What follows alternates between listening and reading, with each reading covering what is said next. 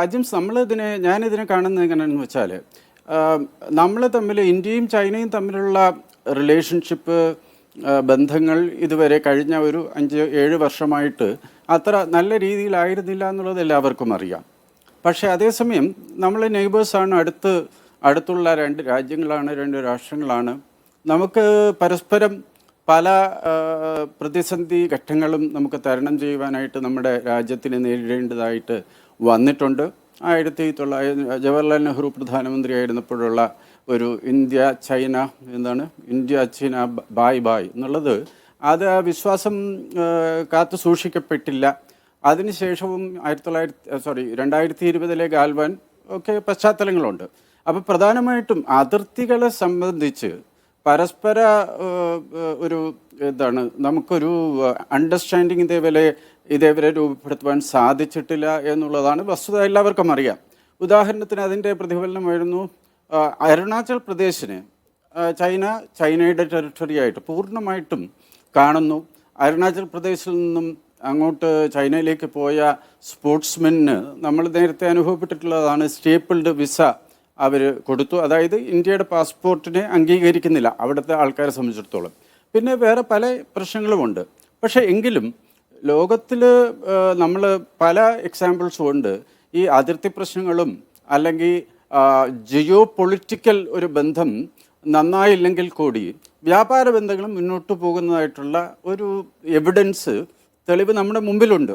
ഇന്ത്യയും ചൈനയും തമ്മിൽ ഉള്ള ബന്ധം തന്നെ അതിന് ഉദാഹരണം. അതായത് ഇപ്പോൾ ഡയറക്റ്റ് പാസഞ്ചർ ഫ്ലൈറ്റ്സ് തുടങ്ങിയിട്ടില്ലല്ലോ അജിംസ്. അതായത് ഇന്ത്യയിൽ നിന്നും ചൈനയിലേക്ക് പാസഞ്ചർ ഫ്ലൈറ്റ്സ് ഡയറക്റ്റ് ആയിട്ടുള്ളത് തുടങ്ങാനുള്ള അനുമതി ഇപ്പോൾ ചൈന നൽകിയിരിക്കുന്നു.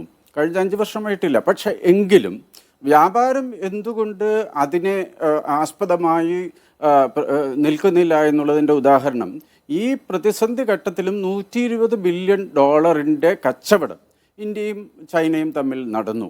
അതിൽ ഈ കച്ചവട മിച്ചത്തിൻ്റെ കാര്യമാണ് അജിംസ് പറഞ്ഞത്, 100 ബില്യൺ, അതവിടെ നിൽക്കട്ടെ. പക്ഷേ വ്യാപാരത്തിൽ മിച്ചവും കമ്മിയും ഒക്കെ സ്വാഭാവികമാണ്.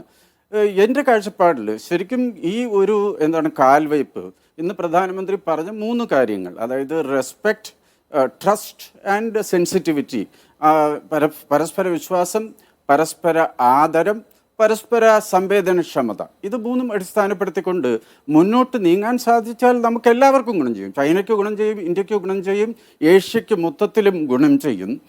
വ്യാപാരവും ഈ ജിയോ പൊളിറ്റിക്കൽ ഇഷ്യൂസും തമ്മിലുള്ള ബന്ധം അത്ര കണ്ട് ചേർന്ന് നിൽക്കാത്തത് കാരണം വ്യാപാരത്തിൻ്റെ മേഖലയിൽ മറ്റ് യോജിക്കാവുന്ന മേഖലയിലൊക്കെ ചൈനയ്ക്കും ഇന്ത്യക്കും മുന്നേറുവാൻ സാധിച്ചെങ്കിൽ നല്ലത്. അതിൻ്റെ നാമ്പുകളാണ് നമ്മൾ കണ്ടത്. ധാരാളം പ്രശ്നങ്ങളുണ്ട്. ഉടൻ തന്നെ വേറെ ഇന്ത്യയും ഇപ്പോൾ UK-യും നമ്മളൊരു ഫ്രീ ട്രേഡ് എഗ്രിമെൻ്റ് ഇപ്പോൾ എക്സിക്യൂട്ട് ചെയ്തല്ലോ.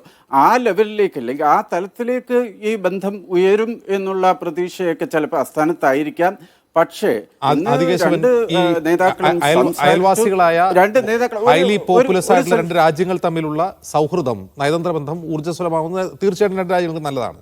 എൻ്റെ ക്വസ്റ്റ്യൻ പർട്ടിക്കുലർലി ഈ താരിഫ് പ്രതിസന്ധിക്കിടയിൽ ചൈനയുമായി ഉണ്ടാക്കുന്ന ഈ പുതിയ സൗഹൃദം കൊണ്ട് അവരുടെ മാർക്കറ്റിൽ നമുക്ക് എന്തെങ്കിലും പ്രതീക്ഷയുണ്ടോ?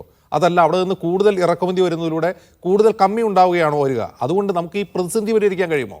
അതാണ് എൻ്റെ ചോദ്യം. മനസ്സിലായി അജിംസി, കമ്മി അതുകൊണ്ടാണ്.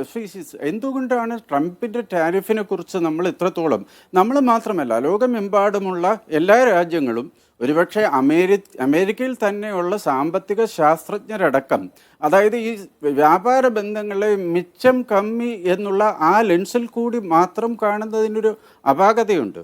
അതുകൊണ്ടാണ് നമ്മൾ ഇന്നലെ സംസാരിച്ചപ്പോഴും ഈ വേദിയിൽ തന്നെ ഞാൻ പറഞ്ഞു, ഈ വ്യാപാര ബന്ധം എന്ന് പറയുന്നത് അത് എല്ലാ സാമ്പത്തിക ശാസ്ത്രജ്ഞരും അടിയുറച്ച് വിശ്വസിക്കുന്ന ഒന്നാണ്, തെളിയിക്കപ്പെട്ട ഒന്നാണ്.